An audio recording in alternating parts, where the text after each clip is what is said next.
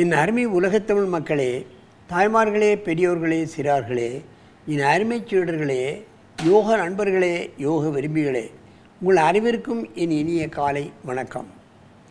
கலைஞர் தொலைக்காட்சி நிகழ்ச்சியில் நலமுடன் வாழ என்னும் பிரிவில் யோகாசனத்திற்கு அதிக முக்கியத்துவம் தரப்பட்டிருப்பதை நீங்கள் அறிவீர்கள்.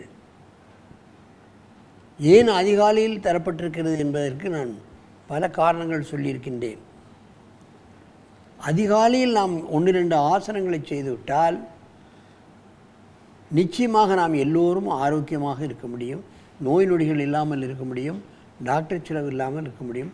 குழந்தைகளாகட்டும், பெரியவர்களாகட்டும், நோயாளிகளாகட்டும், எந்த நோயாக இருந்தாலும் நாம் குணப்படுத்தி விடலாம். கேன்சர் கூட குணமாகின்றது. அதைத்தான் நாம் ஆச்சரியப்படத்தக்க விஷயமாக இருக்கின்றது. இன்றைக்கு எப்படி கேன்சர் குணமாகிறது என்பதை எனது பையன் ஹாங்காங்கில் பெரிய யோகா சென்டர் நடத்துகிறார்.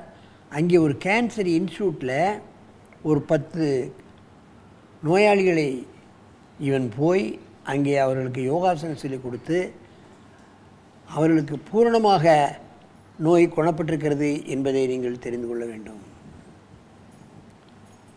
அந்த நிலையில் இன்றைக்கு பாருங்கள், திருப்பூர்லேருந்து இந்த சின்ன குழந்தைகளுக்கு ஆசனத்தை சொல்லிக் கொடுத்து இங்கே கூட்டி வந்திருக்கிறார்கள்.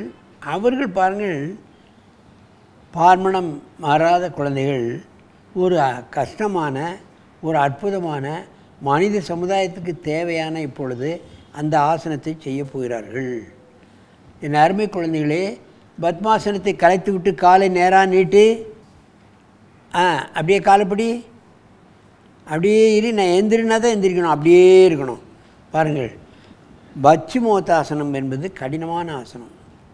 சிறு குழந்தைகளுக்கு பாருங்கள், தலையை எடுக்கப்படாது, நான் எடுனா தான் எடுக்கணும், கிளவை அப்படியே வச்சுருக்கணும். பச்சுமோத்தாசனம். இப்பொழுதெல்லாம் பார்ப்பீங்களா, இன்றைக்கு இந்தியாவில்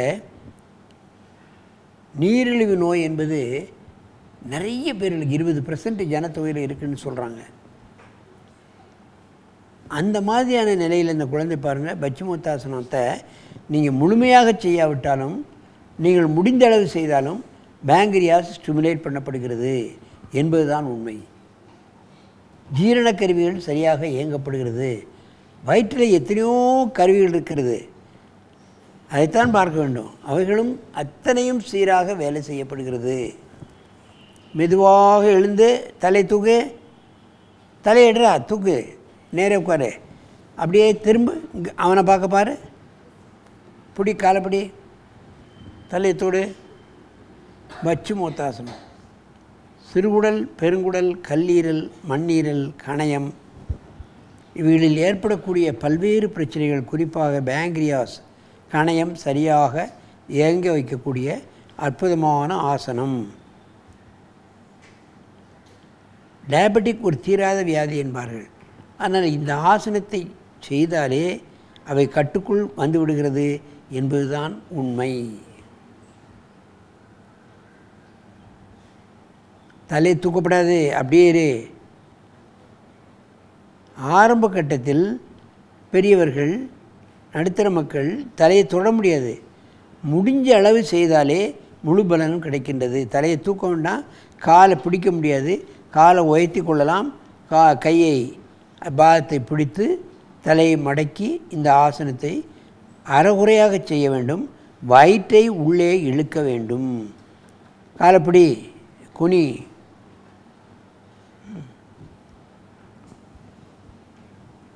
இப்பொழுது மெதுவாக எழுந்திருங்கள்.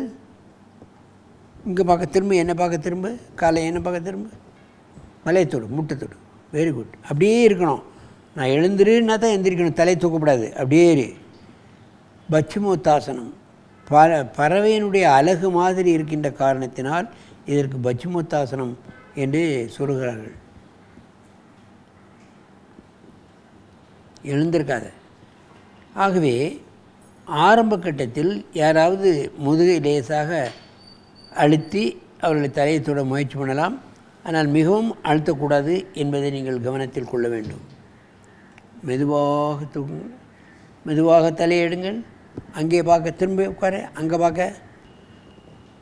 சிறு குழந்தைகளுக்கு ஆசனம் சொல்லிக் கொடுப்பது என்பது கஷ்டம். ஆனால் அவங்க புரிந்து நடந்து கொள்ளக்கூடிய ஒரு வயது வந்துவிட்டால் அவர்கள் எல்லா ஆசனங்களையும் முழுமையாக செய்வார்கள். நம்மை சில தவறுகள் செய்தால் கூட திருத்தக்கூடிய அளவுக்கு அவர்கள் முழுமையாக்கி விடுவார்கள் ஆசனத்தை. ஏனென்றால் சிறு வயதினருக்கு வளையக்கூடிய தன்மை அதிகமாக இருக்கின்ற காரணத்தினால் அவர்கள் கடினமான ஆசனங்களை கூட அற்புதமாக செய்து விடுவார்கள் என்பதுதான் உண்மை.